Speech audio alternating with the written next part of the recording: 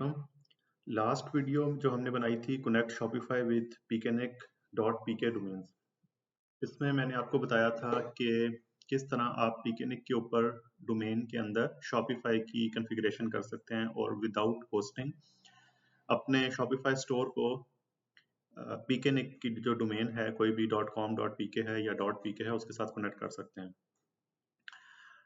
ये जो प्रोसीजर था इस वीडियो में शो किया गया ये विदाउट एनी होस्टिंग पैकेज के था, विदाउट एनी cPanel अकाउंट के था। रिसेंटली शॉपिफाई ने एक फीचर चेंज कर दिया है जिसमें वो TXT वेरिफिकेशन मांगते हैं, जिसमें सिर्फ TXT रिकॉर्ड एंटर नहीं करना होता, उसके वेरिएबल का एक नाम भी होता है जिसको वो शॉपिफाई वेरिफिकेशन का नाम दिया हुआ है उन्होंने, और उसके आगे उसकी वैल्यू के अंदर उसका रिकॉर्ड एंटर होता है।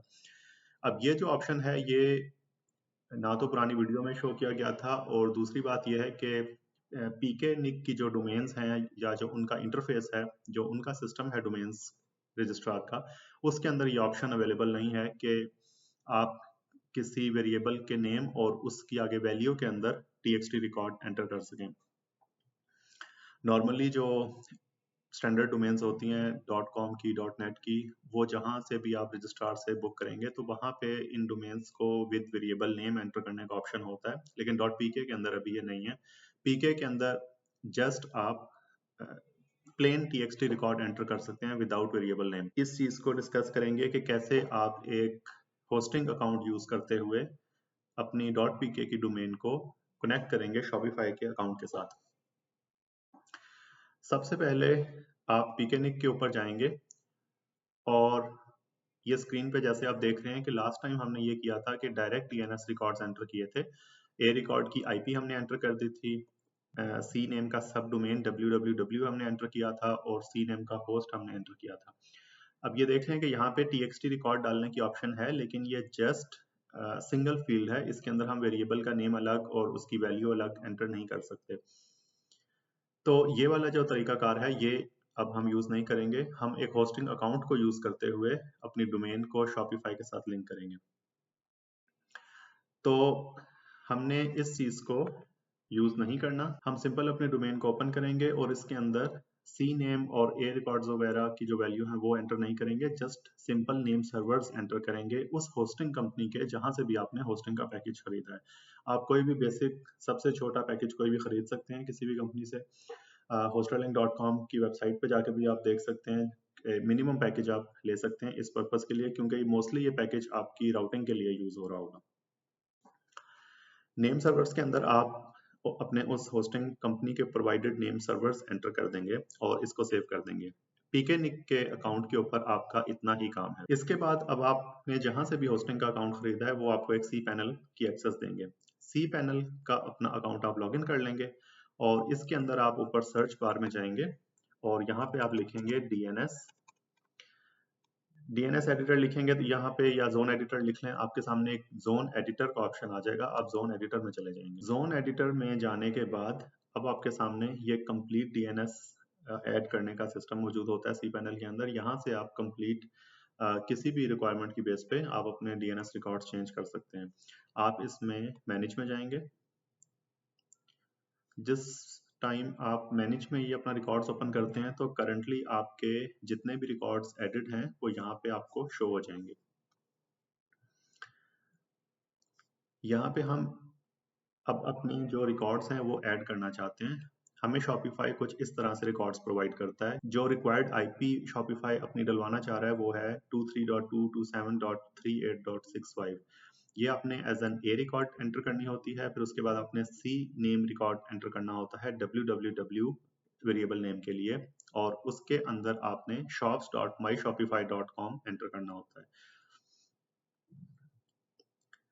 एक चीज याद रखिएगा कि एक टाइम पे एक ही ए रिकॉर्ड की IP या एक ही ए रिकॉर्ड का एड्रेस एंटर होगा। अगर आपका होस्टिंग अकाउंट पहले से लिंक्ड है तो आपकी वेबसाइट उस होस्टिंग अकाउंट पे चल रही होगी, वो ए रिकॉर्ड की वजह से चल रही होती है। अगर आप अपना ऑनलाइन शॉपिंग का स्टोर जो है वो शॉपिफाई पे लेके जाना चाहते हैं तो फिर आपको ए रिकॉर्ड शॉपिफाई की IP के साथ चेंज करना होगा। तीसरी चीज जो होगी वो TXT का रिकॉर्ड होगा, जो कि एक वेरिएबल नेम और उसकी आगे वैल्यू होती है, वो भी मैं आपको दिखाता हूँ। पहले हम ये एंटर करें। नेम के अंदर आप अपनी डोमेन एंटर कर देंगे, जो भी आप जिस डोमेन को कनेक्ट करना चाह रहे हैं उसका नाम लिख देंगे। ये एंड पे डॉट आपने खुद नहीं लिखना, वो सिस्टम ऑटोमेटिकली खुद हर रिकॉर्ड के एंड पे एक डॉट का सिंबल जो है वो डाल देता है। इसके आगे टीटीएल चेंज करने की जरूरत नहीं है। टाइप जो है वो आपका ए रिकॉर्ड है और जो रिकॉर्ड की वैल्यू है वो आप एंटर करेंगे 23.227.38.65। जब आप ये रिकॉर्ड एंटर कर देते हैं इसको आप सेव कर देंगे। ये देखें आपका ए रिकॉर्ड जो है शॉपिफाई का वो ऐड हो गया है, लेकिन आपने अपनी डोमेन के जो ओरिजिनल ए रिकॉर्ड था वो आपने यहाँ से रिमूव भी करना है और इसको आप डिलीट कर देंगे, जो आपका प्रीवियसली अगर पहले से कोई डला हुआ है। तो इस टाइम आपका जो आपकी रूट डोमेन है उसके ऊपर सिर्फ एक ही ए रिकॉर्ड मौजूद होना चाहिए और वो शॉपिफाई की आईपी का होना चाहिए। इसी तरह आप एक और अब रिकॉर्ड ऐड करेंगे और इसके अंदर आप इसका नेम देंगे। इसकी सबसे पहले टाइप चेंज करें, इसको सी नेम कर दें और यहाँ पे आप इसका नेम देंगे www और रिकॉर्ड की वैल्यू आपकी हो जाएगी। ये जैसे ही www आप लिखेंगे तो वो खुद इसकी ये स्टेटमेंट कंप्लीट कर देगा। रिकॉर्ड के अंदर आप लिखेंगे shops.myshopify.com। shops.myshopify.com की वैल्यू एंटर करेंगे और इस रिकॉर्ड को भी आप सेव कर देंगे। ये आपको एक एरर देगा कि ओनली वन सीनेम रिकॉर्ड में एग्जिस्ट पर नेम। इसका मतलब है कि www के साथ ऑलरेडी कोई रिकॉर्ड एंटर्ड है। ये देखें www के साथ सी नेम के अंदर वही रिकॉर्ड ऑलरेडी एंटर्ड है, आप इसको भी डिलीट कर देंगे।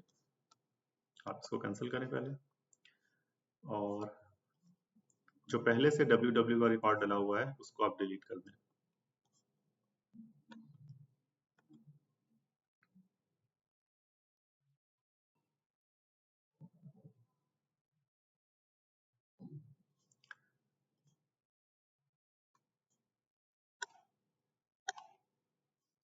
अब आप दोबारा ऐड रिकॉर्ड में जाएं, अपना टाइप को दोबारा सी नेम में चेंज करें।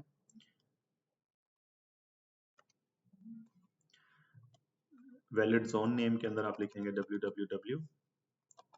रिकॉर्ड के अंदर अब आप लिखेंगे shops.myshopify.com और अब आप इस रिकॉर्ड को सेव करेंगे तो ये रिकॉर्ड सेव हो जाएगा। अब तीसरी चीज जो कि इम्पोर्टेंट है शॉपिफाई की वेरिफिकेशन के लिए, जो नया फीचर है जिसकी वजह से हमें ये स्टेप करना पड़ रहा है, वो है txt रिकॉर्ड, जो कि शॉपिफाई अपनी डोमेन वेरिफिकेशन के लिए यूज करता है। शॉपिफाई जो आपको रिकॉर्ड प्रोवाइड करता है txt का, वो कुछ इस तरह की रिक्वायरमेंट होती है कि उन्होंने आपको एक नेम प्रोवाइड किया हुआ होता है शॉपिफाई अंडरस्कोर वेरिफिकेशन के नाम से, और उसकी जो रिक्वायर्ड वैल्यू होती है txt रिकॉर्ड की वैल्यू दी हुई होती है जो कि आपने एंटर करनी होती है।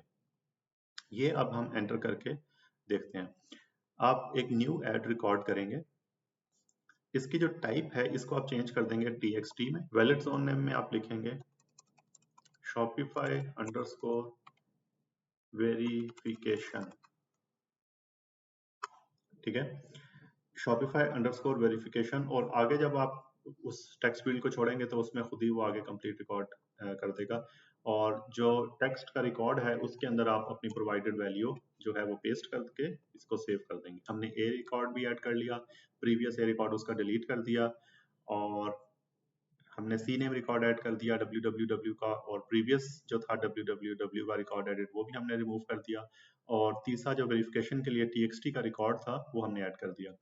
अब आप अपने शॉपिफाई अकाउंट पे जाके जो भी वहाँ की अप्रूवल है ओके करना है वो कर सकते हैं, और इसको थोड़ा सा टाइम लगता है, इसको तकरीबन 24 टू 48 आवर्स लगते हैं कम्प्लीटली प्रोपोगेट होते हुए। बाजू का जल्दी भी हो जाता है, बाजू का टाइम ले लेता है।